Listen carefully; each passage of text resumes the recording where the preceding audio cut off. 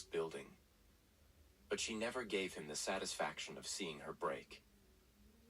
What Saifo did not realize was that he had already met her once before. That the voice that could soothe his restless nights was sitting only a few feet away. And fate was preparing to bring the truth back to both of them. The weeks that followed were some of the hardest Lona had ever endured. Working for Saifo Delamini was like living under constant fire. He was precise, demanding, and at times cold.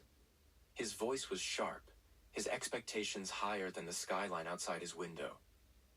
Other assistants before her had lasted only a few months, some only weeks. But Lona refused to quit. Every morning she woke before dawn, wheeled herself to the bus stop, and arrived at the office before the sun even touched the glass walls of Dlamini Holdings.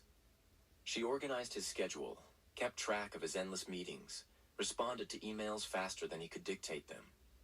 At first he scolded her for small mistakes, a file misplaced, a call rescheduled 5 minutes too late, but soon even Saifo began to notice that she adapted quickly.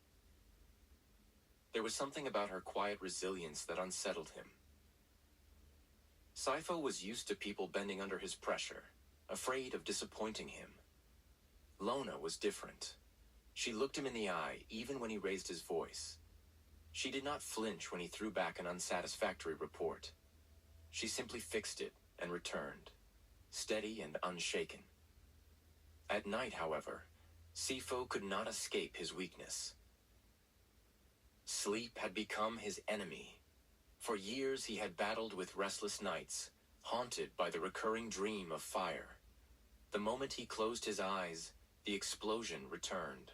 Flames swallowed him whole, smoke choked his lungs, and he would wake drenched in sweat, heart racing. Doctors prescribed pills, therapists urged meditation, but nothing worked.